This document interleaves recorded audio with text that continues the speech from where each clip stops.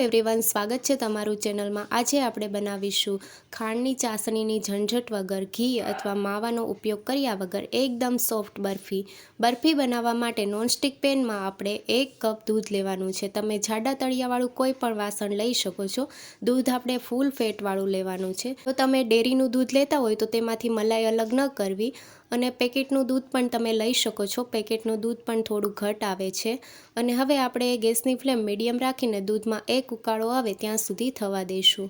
તો તમે જોઈ શકો છો કે દૂધમાં 1 ઉકાળો આવી ગયો છે। ગેસની ફ્લેમ બંધ કરી દઈશું। મીઠાઈમાં આપણે દૂધ ઉમેરીએ ત્યારે ગરમ કરીને જ ઉમેરવાનું, અને આ રીતે તમે જોઈ શકો છો તર ઉપર વળી ગઈ છે। હવે આપણે દૂધ ઠંડુ થઈ જાય પછી અડધો કપ ગોળ ઉમેરવાનો છે। બરફીને આપણે ગોળમાં બનાવવાના છીએ, ખાંડનો ઉપયોગ નથી કરવાના।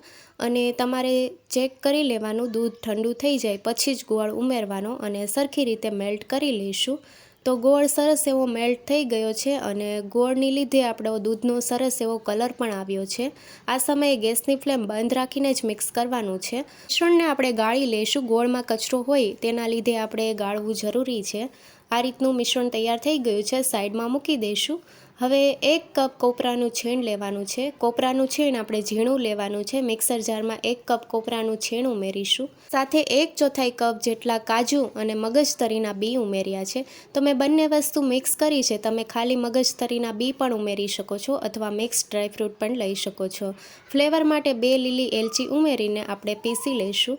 કાજુ અને મગજતરીના બી ઉમેર્યા છે તો સરસ રીતે ભૂકો થઈ જાય એ રીતે આપણે પીસી લેવાનું છે। તો તમને આ રીતે બતાવું તો સરસ એવું પીસાઈ ગયું છે। કાજુ પણ સરસ એવા ભૂકો થઈ ગયો છે। હવે 1 કપ મિલ્ક પાવડર ઉમેરીશું। હવે આપણે મિલ્ક પાવડર ઉમેર્યો છે એટલે ફરી આપણે અડધો સેકન્ડ જેવું ફેરવી લઈશું। તો આ રીતે તમે જોઈ શકો છો કે બધી જ વસ્તુ સરસ રીતે મિક્સ થઈ ગઈ છે। હવે નોનસ્ટિક પેનમાં આપણે આ પાવડર ઉમેરવાનો છે અને થોડી મિનિટો માટે આપણે શેકી લઈશું। તો કલર ચેન્જ નથી કરવાનો, ગેસની ફ્લેમ લો રાખીને શેકી લેવાનો છે, જેથી કાજુ અને મગજતરીના બીનો સરસ એવો ફ્લેવર પાવડરમાં આવી જશે। એ વાતનું ધ્યાન રાખવું કે ગેસની ફ્લેમ મીડિયમ કે હાઈ નથી કરવાની, લો ગેસની ફ્લેમ ઉપર થોડી મિનિટો માટે શેકવાનું છે। મિલ્ક પાવડર હોવાના લીધે ટેસ્ટ ખરાબ ન થાય એ વાતનું પણ ધ્યાન રાખવું। કલર ચેન્જ નથી કરવાનો અને આ રીતે સતત ચલાવતા રહેવાનું છે। તમને નજીકથી બતાવું તો આ રીતનું તમે જોઈ શકો છો કે કલર ચેન્જ નથી કર્યો આપણે, થોડું એવું હલકું આપણે સાતળ્યું છે। અને હવે ગેસની ફ્લેમ બંધ કરી દઈશું અને આ પાવડરને આપણે એક બાઉલમાં કાઢી લઈશું।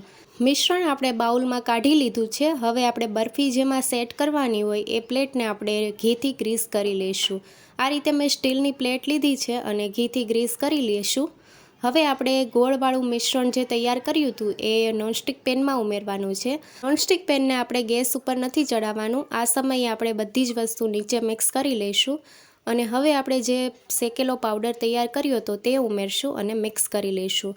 જો ગેસની ફ્લેમ ઉપર ચડાવશો તો મિલ્ક પાવડર હોવાના લીધે ગાંઠા પડી જશે, એટલા માટે આ રીતે નીચે રાખીને બધી જ વસ્તુ સરસ રીતે મિક્સ કરી લઈશું। આ સમયે બંને વસ્તુ ઠંડી હોવી જોઈએ। મિલ્ક પાવડર અને કોપરાનું છીણ પણ આપણે શેકીને લીધું હતું એ પણ ઠંડુ કરી લેવાનું, અને ગોળવાળું દૂધ આપણે જે મિક્સ કર્યું હતું એ પણ ઠંડુ હોવું જોઈએ।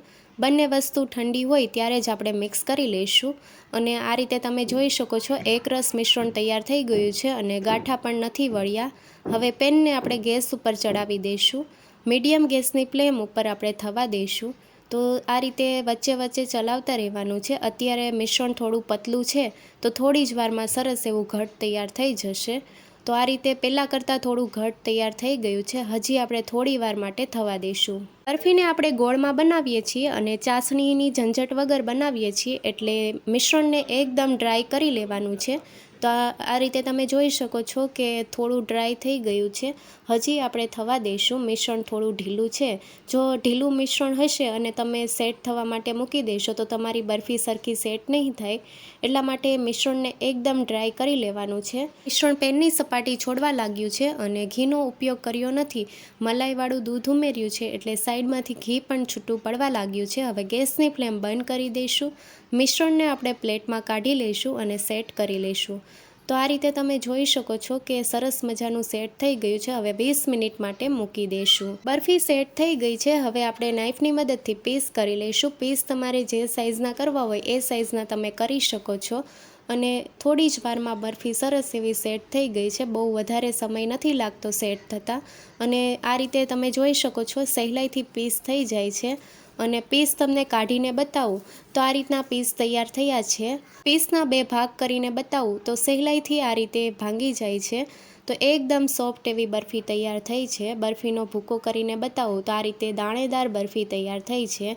તો ચાસણીની ઝંઝટ વગર આ બરફી જરૂરથી ટ્રાય કરજો અને નવી રેસીપી જોવા માટે ચેનલને લાઇક, શેર અને સબસ્ક્રાઈબ કરો. Thank you for watching.